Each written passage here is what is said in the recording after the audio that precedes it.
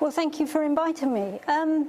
As ever, whenever you come and meet a group of people that you haven't met before to give a talk, you never quite know where to pitch it. I mean, pitch has got to be the most challenging thing for teaching anywhere. So just to give me a handle on that a bit, can I ask people with a science background to put their hands up, please? Can I ask people with a humanities background? Oh, that's quite a lot. And social science. Right, so I hope there's something in here for everyone, but I'm aware that we're an interdisciplinary team. And in many ways, that's the subject of my talk. It's about teaching and learning as a qualitative, it's not simply qualitative, but it's primarily qualitative inquiry. And how we think about that as people from diverse disciplines, cultures of inquiry. I have a PowerPoint with not too many slides. You'll be pleased to hear, not too much text. But I also have a paper, so occasionally I'll read from the paper so that I don't lose my argument. Right, now I Googled, to start off with, I Googled simply limits of qualitative research, just to see what came up first. And these were the points that came up. They might be familiar to you. I'll leave you to read them.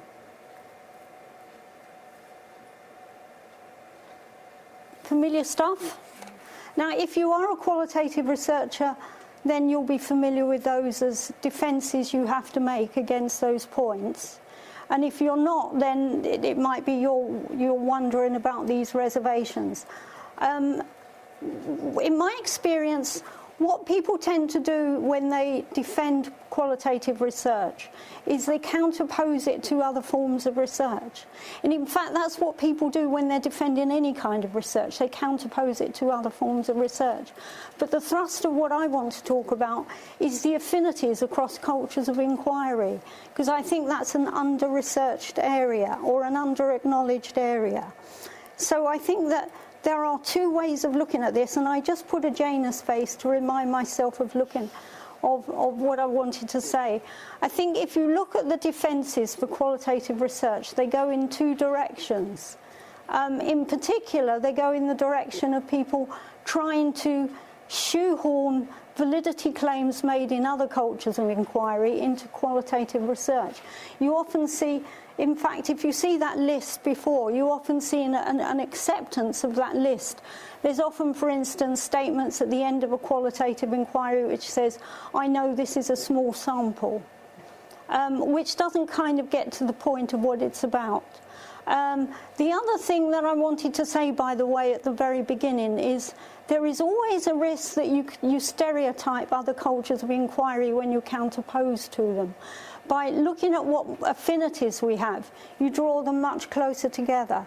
So in my experience, there are two problems, broad problems. One is that qualitative research looks towards a different culture of inquiry for its own validity claims. Some people cleave in that direction, and other people cleave towards perhaps a more humanities interpretive culture of inquiry, in which often they have, it's a bit less, it would be unfair to call it normalist, but often it's unclear as to what its normative framework is. So I want to address those two sides. I also think that on courses like, how many people here have done a certificate in academic practice or done the teaching? On courses like that, often we get involved in complex philosophical discussions about ontology and epistemology and in the debate about interpretivism, and I'm not going to talk about that at all. I'm aware that there is variation in views as to what constitutes qualitative research in terms of underpinnings. I'm aware we've got post-positivism through to social constructionism, but I'm not going to touch that. I'm just going to really rely on a broad definition of qualitative research as an inquiry into human meaning, and we can talk about the other bits later. I'll raise some points to do with that. Right now, so what I want to say here also is that when people cleave towards the other culture of inquiry that is science-facing, sometimes stereotypically, sometimes with more nuance. They often deploy what John Law, in a book called After Mess, calls method talk. And what he meant by that was that sometimes we pepper. I'm not saying these concepts are not meaningful or these terms are not meaningful, but sometimes they constitute a sort of family, or I don't know if that's a semantic field in linguistics, but it's a family of terms which come together that suggest something robust is happening. So it's the deployment of terms. It's a kind of a layer upon science, which I'm going to pick up later. So I'm not going to go into it a great deal. But what John's, not at this point, but I'll pick up on it later. What John Law says is that the problem with this kind of method talk that belongs to another culture of inquiry, well, there are a number of problems, but the one I simply want to deal with here is that it can't really deal with the complexities that qualitative research is about. Now, he gives a rather fanciful list. I'll show you. I'll leave you to read that.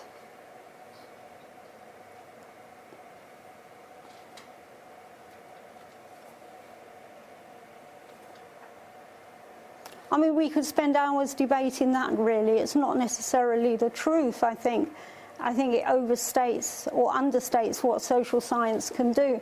But you get the drift. He's saying that there are settings and complexities and layers of meaning in education that can't be captured by, for instance, experimental design or quantitative methods. That doesn't mean that those methods can't bring any insights into education. But he's saying that kind of thing. I had a bash at typifying them for education. I came up with this, but you could take your pick, really. As some of the things that yield to qualitative research.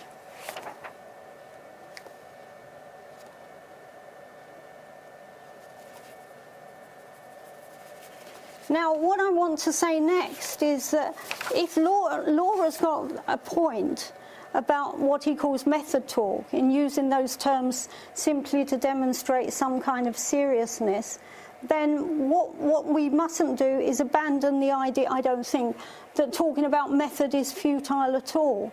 So in qualitative research, these are the kind of things we talk about in terms of trustworthiness and validity. It's a strange term, member checking, isn't it? So you'll be familiar with these, or should they be explained? Are people familiar with them?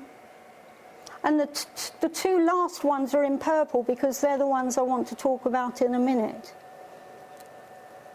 Now, the issue is not it's not to throw away any concern for method or this kind of thing. The issue is that what we do, whether we think that using these methods secure truth for us, or whether they secure something else.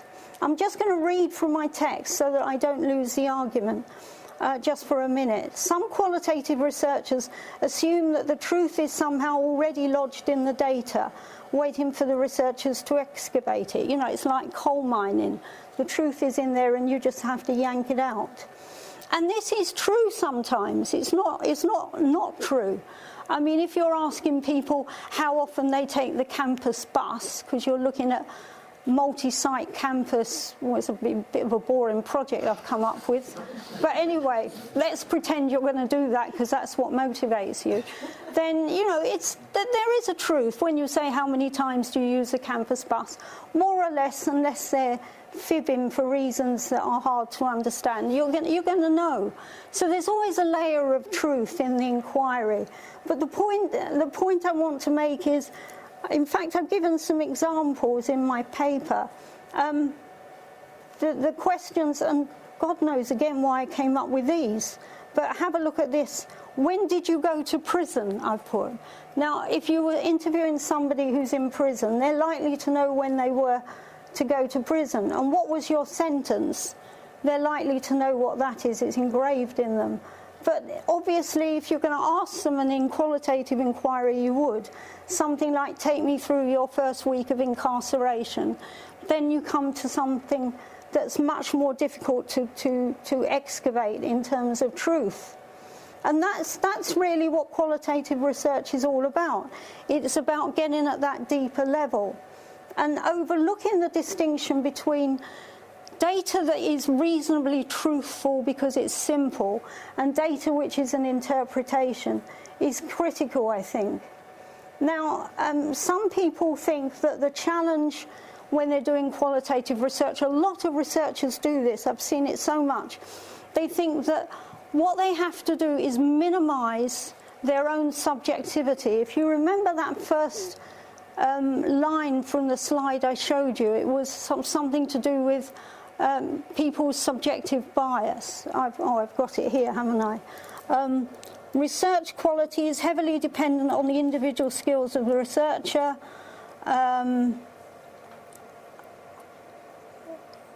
And more easily influenced by the researcher's personal biases and idiosyncrasies. I'm going to argue later that our idiosyncrasies are our treasures, not to be abandoned. But this is where there's a confusion between two cultures of inquiry, I think. There's this notion that when you do qualitative research, you go in with this weakness that you're likely to be subjective, and that you have to reduce the subjective aspect. And I'll talk about that a bit more later. And some people think that interpretivism means any old interpretation will do.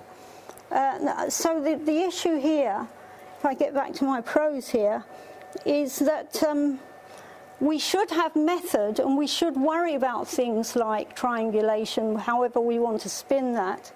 But what we want to do is decouple it from the idea that that's going to secure the truth.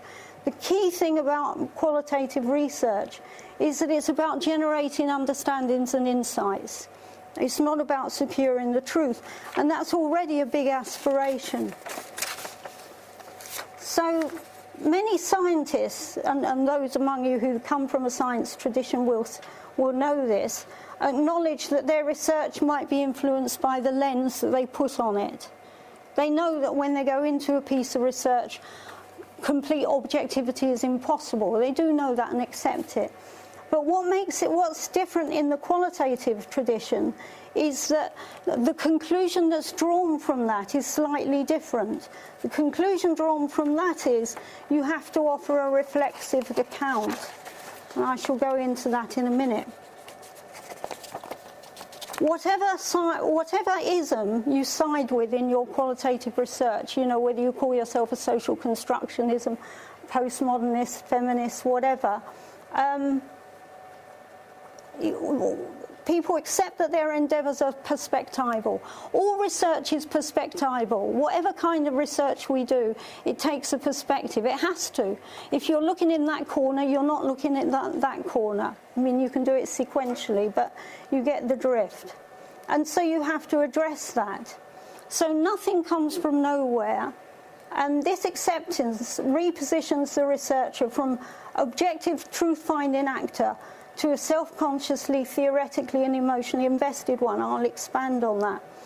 Acknowledging that you're taking a perspective is not the same as acknowledging bias. I mean, you can do that as well, but it's not the same. And that's where I think the confusion often arises. This is not about producing in your reflexive account about your research a confessional posture. Well, I know that I'm just X, and I know that I've only seen it from one side, and so on. It's about situating the researcher and the research. I think I've got a slide on that. It's about asking these kind of questions.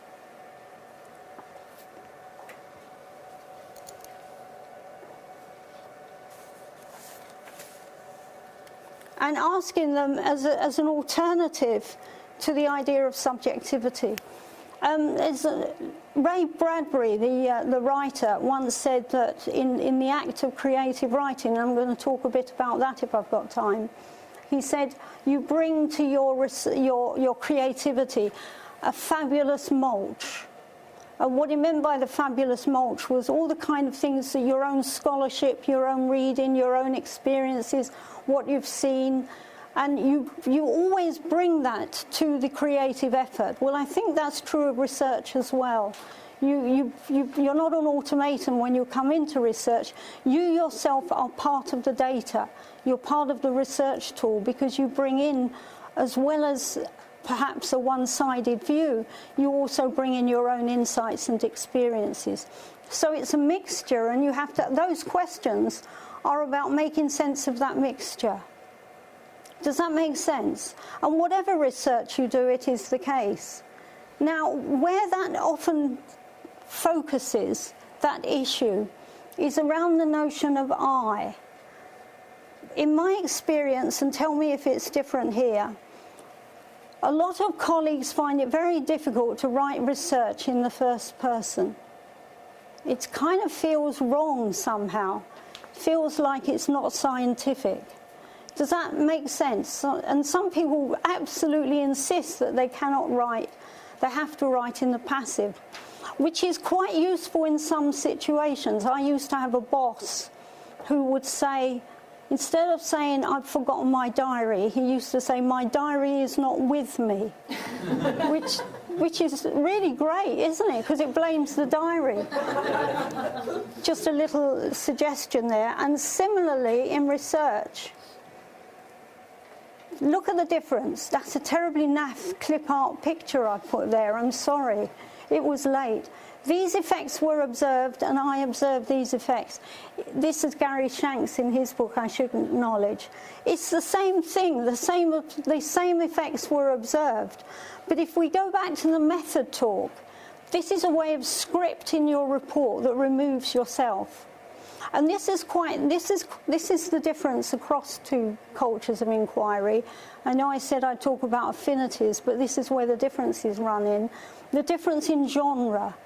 And not always recognising that it's a language move rather than a posture of increased objectivity.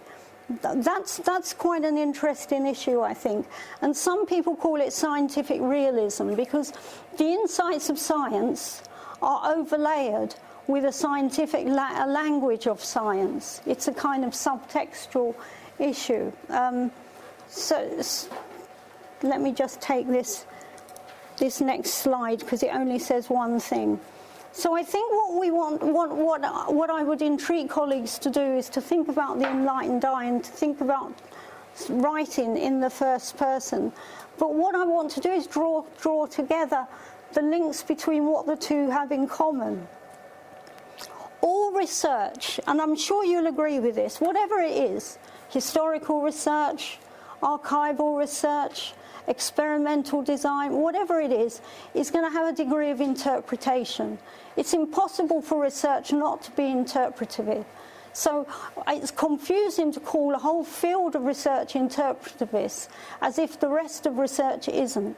There isn't a single possibility for you to do research without bringing some degree of interpretation to bear on it. For the design, for the selection of what you're going to look at, the classification of populations. There's actually no possibility to do a piece of research that doesn't have some kind of interpretation in which you say, I think I'll look at this, or I think this hypothesis will be this. And if anybody wants to argue that, feel free, but I don't see how you can escape interpretation. So I think that's the first thing I want to say about affinities. There is a thing called interpretivist research, but all research is interpretivist at some level. And I think that's an important similarity to take. Of course, they're different as well in some respects. Now, my next slide is probably going to baffle because it's just a bit picture. And I want to talk about in what way the two are different, but the same as well. Because one of the things that people see as different in qualitative research is that it's not quantitative, and vice versa. This is linking up with interpretation. This is not true. it's impossible to do qualitative research. I'll explain those strange images in a minute. It's impossible to do qualitative research without some kind of quantitative dimension. It won't be a sophisticated quantitative dimension, you know, it won't be inferential statistics or anything like that. But it's impossible to do, just as it's impossible to do quantitative research without interpretation, it's impossible the other way round. In fact, you can't make sense of your life without quantitative intelligence. It would be impossible for you to get up in the morning and get to work on time or not on time, as the case may be, without clocks and so on, you know, that kind of basic notion. But in qualitative research, we do have a concern for patterns and frequencies. And we do have a concern for sample in terms of, I put it on the board earlier, theoretical sampling, where we might do some more interviews if we need it, or more pieces of case study or whatever. There is a sense of size. But it is also true that the quantitative is different. And this is my key point. If you behold, I couldn't find a picture of a trench that wasn't from the First World War, which is a bit unfortunate because it wasn't the image I quite wanted. But if you think of a trench and a well, these are sort of offered as metaphors. A trench is long and shallow, and a well is deep and small. And in many ways, think about qualitative as the well and the quantitative as the long and shallow. They come at a problem with from different viewpoints of the volume. The volume is similar. I mean, it obviously depends on this and that piece of research, but there's an issue about the volume. If qualitative research is done well, then it has lots of volume. It's a deep well. In fact, the criteria for a good sample in qualitative research is not how many cases, it's not how many interviews. It mustn't try and emulate quantitative research, because quantitative research is good at doing what it's doing and qualitative research is not good at doing that. That's not what it's about. It's about rich depth access. Now let me just jump to the humanities on that, because I think that we understand in our own minds the value of going deep in the humanities, but we don't always jump into the social sciences with the same insights. It's a kind of blockage we have that Mary Midgley talks about. So if you go and see Hamlet, let's say, whatever your background, and I'm just plucking Hamlet out of nowhere. You're prepared to see it as a study, as an in-depth study of treachery, and what else is it a study of? Betrayal, delayed action, yeah, indecision, whatever. You're prepared to see that as a deep study. You don't, you don't get people coming away from the play saying, why didn't Shakespeare interview 15 Scandinavian princes?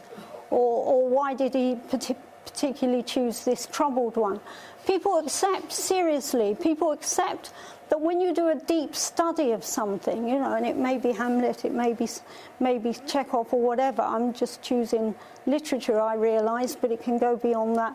You know that this is an adequate way of thinking about something, but we don't jump into an understanding that transfers to the social sciences. And somebody called Helen Simons, who's a researcher at Southampton now, came up with this wonderful term, the science of the singular. And in many ways, what qualitative research is, and what many studies in the humanities are, is the science of the singular. But before I get to that, I just realised I had one little slide that I leapt across. In terms of the quantitative and the qualitative, I wanted to say, I'm just jumping and I'll come back to the science of the singular, just to show you the slide. I wanted to say also that whilst it's true there's a quantitative dimension in qualitative research, it is also true that the scientific research isn't always dependent on numbers. It's not always dependent on size as well. And it often proceeds through one case study. It often gets its insights from aberrational examples, the odd example, the difficult example. So just for fun, I had this slide on Galileo.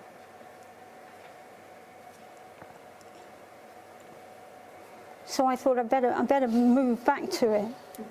I mean, well, nobody really knows whether he chucked feather out of the Leaning Tower of Pisa, but we do know that he didn't do it. Okay, so Mary Midgley, who's a philosopher, Oxbridge philosopher, argues that some scientists, and I don't want to overstate this, are one-eyed specialists. Well, I would say that basically every culture of inquiry is a one-eyed specialism. This is going back to the perspectival. But she said some scientists claim it to be science to be omnicompetent, i.e. that it can explain the world in all its dimensions. And this is what she argues against. One of the things she says is it includes a failure to value the imagination as a cognitive tool and a field of inquiry. So she suggests that those people who construct visions, philosophers, poets and novelists and so on, expand and shape our thinking. I'll just limit this to the example she gave. She said scientists are indebted to philosophy for their very emergence, because it was philosophy that started to say, philosophers that started to say, maybe the world is not entirely explainable through God-centered explanation, that maybe the world is something that we also are left to puzzle about. They kind of opened the door, those who contested that notion of God. And so she says that in many ways scientists have lost their indebtedness to other cultures of inquiry, and that might be true of all cultures of inquiry. But to get back to the science of the singular, one of the other problems that people feel they have is, even if they accept that going deep is a good idea, is how is that going to help us with generalizations? Now, Robert Stake, the American educationalist, comes to our rescue on that, what he calls naturalistic generalization. When you actually witness, watch a film, theatre, whatever, see something that's a deep study of a phenomenon, then often you make links, and indeed it's not effective if you don't make links. You make links with your own experiences. And this is no less true in social science. I'm sorry about the dots. They should have edited those out. It's one piece of prose. People can learn much that is general from single cases.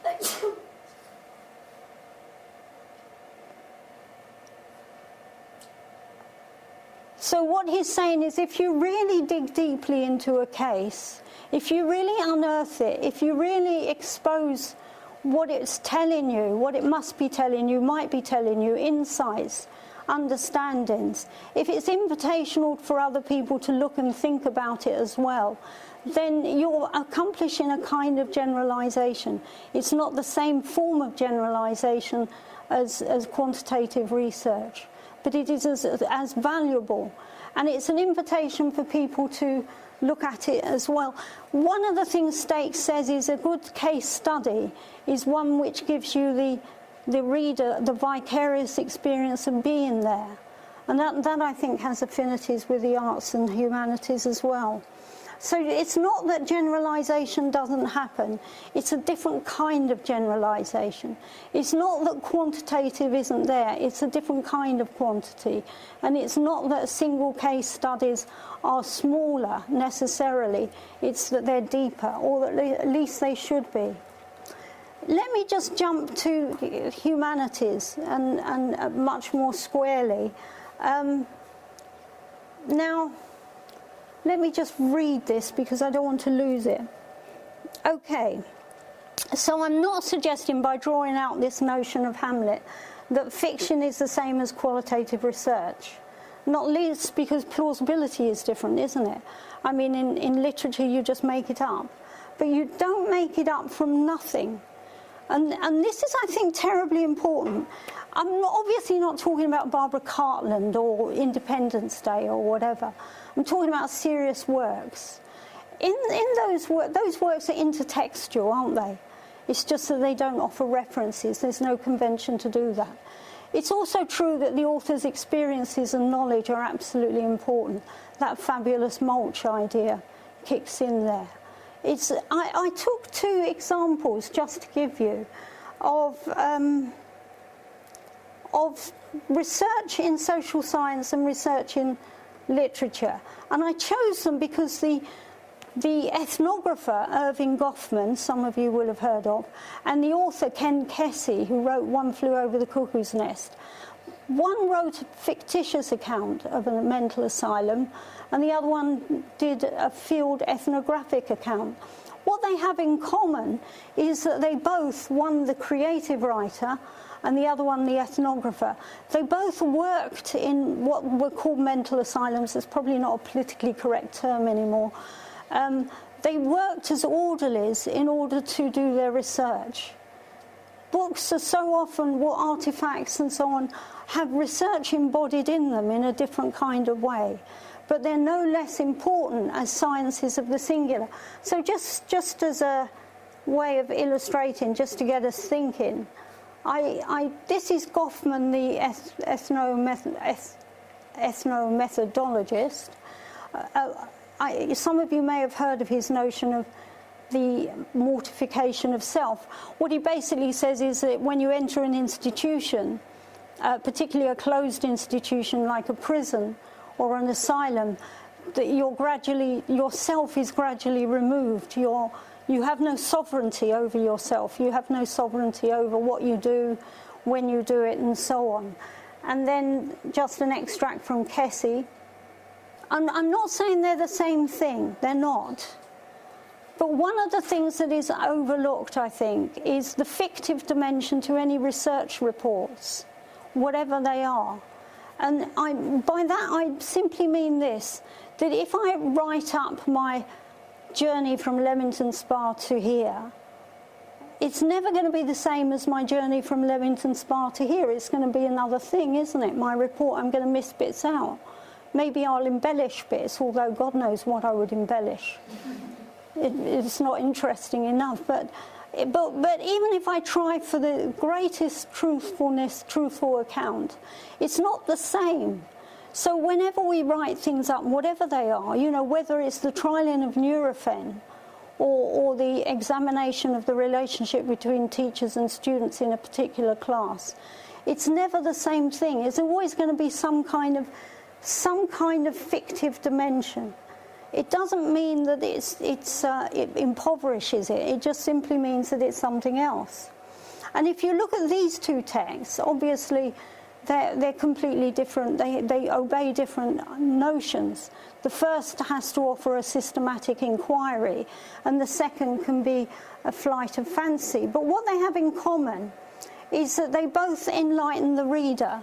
And that, after all, is what research is about. Again, to quote Robert Stakes, he has this very quaint sentence in which he says, the purpose of research, and he doesn't mean just qualitative, but research of any, the purpose of research is to sophisticate our beholding of the world. Don't try this after a gin and tonic. The purpose of research is to sophisticate our beholding of the world. It's very quaint, but I think it's very true. So both worked as orderlies. Both also, and this is terribly important, I think, both are accomplished wordsmiths. They know how to write.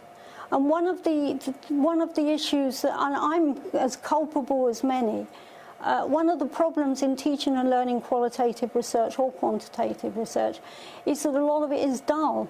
And I confess that I've produced some dull stuff myself. And I think if we understand our affinities, at the two ends of that Janus face, understand our affinities with science and our affinities with arts and humanities, maybe that can free us up a bit. Because if you think that the purpose of qualitative research is to generate insights and understandings, then that obliges us to write compelling accounts, ways of understanding that. And if I can just, I realise I'm going on a bit, but I'll just finish on my last one. And that brings me to my last point, which is the notion of thick description. Are you familiar with that? I'll leave you to read it for a minute, and then just because I'm aware that we won't have time to discuss otherwise. Most qualitative researchers attempt to offer what they call thick description, and it's a very confusing term because it sounds as if it means thick description, whereas actually what it means is thick analysis as well as description. And the point of thick description is to get at the different layers of meaning, what Clifford Geertz calls webs of significance. So when you're examining, for instance, the interactions between students and teachers or yourself in the classroom, a thick description really gets to the corners of what might be happening. It's not simply, it is a description, but it's also bringing in the insights that you have and the scholarship you have to make it work in ways that are interesting. It's bringing connections. And if we go back to the idea of what it is that you bring, the discussion on subjectivity, this is where thick description is the most important notion to harness to that. Because what we're doing is, when we're going into a site to try and understand what is happening, is we're kind of bringing our own, somebody called it a musée imaginaire, I think, an imaginary museum. You're bringing in your own scholarship and your hunches, your ideas, and you're bringing those in to make the description thick. You can't do it just by observing. You can't do it just by an empiricist understanding. This is something that I think is really needing to be stressed in qualitative research. It's an empirical effort, but it's an intellectual effort as well, and it's a creative effort. And if we think about its affinities with the other cultures of inquiry, I think it's easier for us to bring the three together. It's empirical, it's intellectual, and it's creative. And I'm going to leave it there so that we can have a discussion, because I realise I've been talking for over 40 minutes. So let's discuss.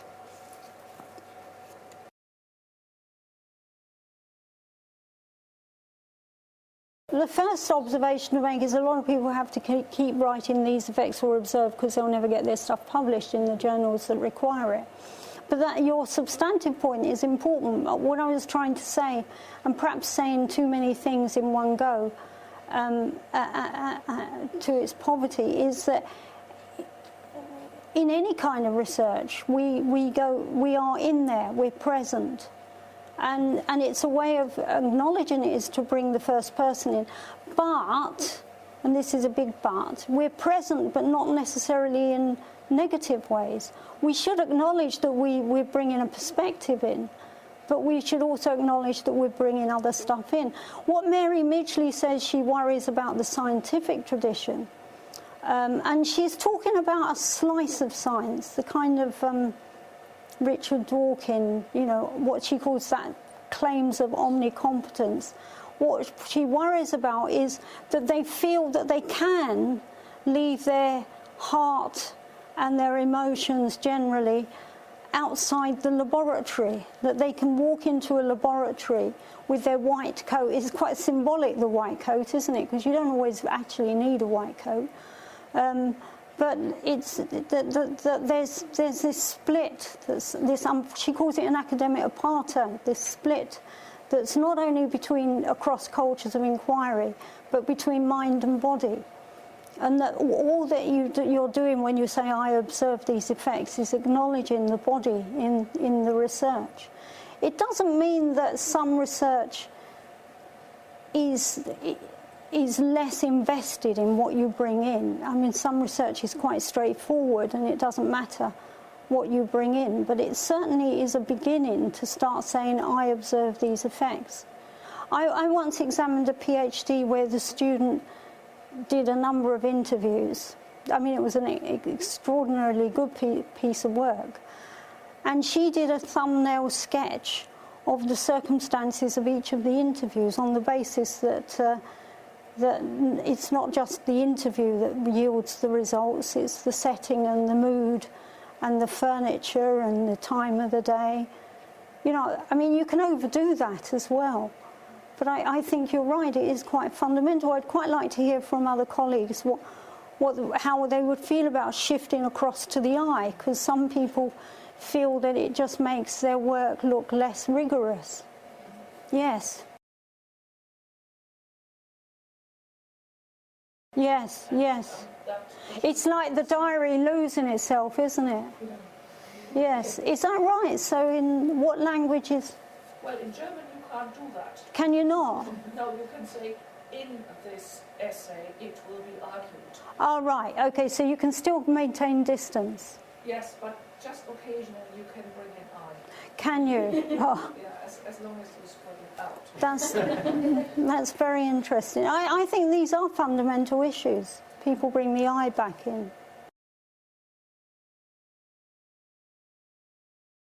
So, yeah, and some people write, the researcher found. You think, where's the researcher?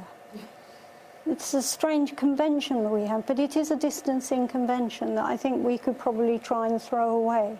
But it is true that you have to be strategic with the journals that you're trying to publish in, and some journals will say that it's too subjective because you've used the I. But this is a philosophical question that's quite important. It's not a genre choice. I mean, a lot of people think it's just stylistic choice, but it isn't. It's meaningful. It's what John Law calls method talk. So you know, it's a philosophical issue. It's about the underpinning you bring to it. I think people do think it's stylistic.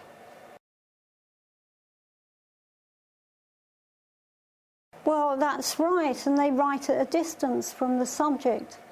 Somebody in Glasgow did some fascinating research. Again, this was exemplary qualitative research in terms of depth. She only interviewed about 4 people, 4 students, might have been 5.